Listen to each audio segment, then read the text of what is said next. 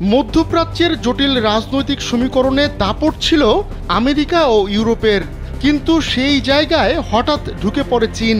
এই অঞ্চলে বেইজিংয়ের কোনো রাজনৈতিক উচ্চাভিলাষ ছিল না, অবশ্য এর মধ্যেও দান মেরে দেয় চীন। দীর্ঘদিন ধরে মুখ দেখাদেখি বন্ধ থাকা সৌদি আরব ও ইরানের মধ্যে ভাঙা সম্পর্ক জোড়া লাগায় শি জিনপিংয়ের দেশ। বলা হয় সাবেক মার্কিন প্রেসিডেন্ট জো বাইডেনের দুর্বল পররাষ্ট্রনীতি, বিশেষ করে মধ্যপ্রাচ্য নীতির কারণেই এমনটা সম্ভব হয়েছে। তবে গেল জানুয়ারিতে দ্বিতীয় দফায় ক্ষমতায় বসা মার্কিন প্রেসিডেন্ট ডোনাল্ড ট্রাম্প নিজের প্রথম বিদেশ সফরের জন্য এই মধ্যপ্রাচ্যকেই বেছে নেন।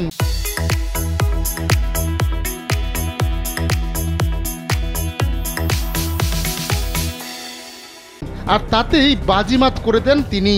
মধ্যপ্রাচ্যের প্রভাবশালী 3 দেশ ঘুরে ব্যবসা যেমন করেছেন, তেমনি বিনিয়োগও আদায় করে নিয়েছেন। এরপরই বড় সড়ো ঘোষণা দিয়ে বসলেন ট্রাম্প। তার দাবি, চীন থেকে মুখ ফিরিয়ে নিতে শুরু করেছে উপসাগরীয় দেশগুলো। এজন্য নিজের মধ্যপ্রাচ্য সফরকেই ক্রেডিট দিচ্ছেন ট্রাম্প। রিপাবলিকান আইন প্রণেতাদের সঙ্গে এক বৈঠকের পর ট্রাম্প জানান তার মধ্যপ্রাচ্য সফর খুবই সফল ছিল। এ সময় $5.1 ট্রিলিয়ন বেশি বিনিয়োগের প্রতিশ্রুতি নিয়ে ফেরার কথাও জানান তিনি। এটা যুক্তরাষ্ট্রের জন্য বড় অর্জন বলেও দাবি করেন ট্রাম্প। তিনি জানান মধ্যপ্রাচ্যের সবচেয়ে শক্তিশালী ও ধনী দেশ হচ্ছে সৌদি আরব, কাতার ও সংযুক্ত আরব আমিরাত। বাইডেনের কারণেই এই দেশগুলো চীনামুখী হয়েছিল বলেও দাবি করেন ট্রাম্প।